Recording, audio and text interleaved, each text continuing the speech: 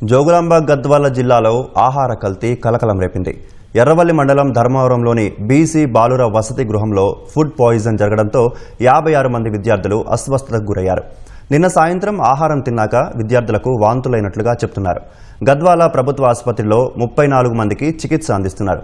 మిగిలిన వారికి ఏ ఇబ్బంది లేకపోవడంతో ఇంటికి పంపారు. విద్యార్థులకు ఎలాంటి ఇబ్బంది లేదని వైద్యులు తెలిపారు. ఎవరూ ఆందోళన చెందాల్సిన అవసరం లేదని అదనపు కలెక్టర్ నరసింగరావు వివరించారు.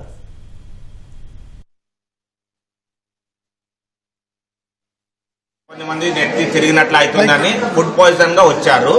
వైటల్స్ గా మనం చూస్తే క్లినికల్ గా అందరు స్టేబుల్ గా ఉన్నారు. బెడ్ 34 మెంబర్స్ ఉన్నారు సార్. ఇప్పుడు అట్ ప్రెసెంట్ ఇంకా ఎంత మంది వస్తారు, ఎంత మంది చూస్తాం అనేది మనకు తెలియదు సార్. 34 మెంబర్స్ అయితే ఇప్పుడు ఆన్ బెడ్ ఉన్నారు. ఎవ్రీ పర్సన్ ఇస్ క్లినికల్ గా స్టేబుల్. ఇప్పుడు వచ్చే నిమిషంలో ఎంత అవుతుంది ఏమవుతుంది అని మనకు కూడా తెలియదు. మనం టేక్ కేర్ చూసుకొని పొద్దున వరకు మనం మీడియా ఉండి మనం చూసుకునగలం. అంత శక్తి మనం ఇస్తాం సార్. Right sir. ఓకే. మొత్తం 50 మంది అయినాము. ఇవాళ మేము సాంబార్, అన్నం, మూతగడ్డ, క్యాబేజీ 2 మిక్సింగ్ చేసి ఎగ్, మజ్జిగ ఇచ్చినారు. సాంబార్ తిన్నందుకే ఎఫెక్ట్ అయిన పిల్లలందరూ అందరం లాస్ట్కి వచ్చినాం సార్. 55 మంది ఉన్నారు. బాగుంది సార్. ఇప్పుడు మేలు. ఈరోజు సాంబారు, అన్నం, గుడ్డు, మజ్జిగ, మూతగడ్డ కూర తిన్నాం. వాళ్ళలో లేదా ఏం తెలియదు కానీ వాంతింగ్లు అవుతుంది.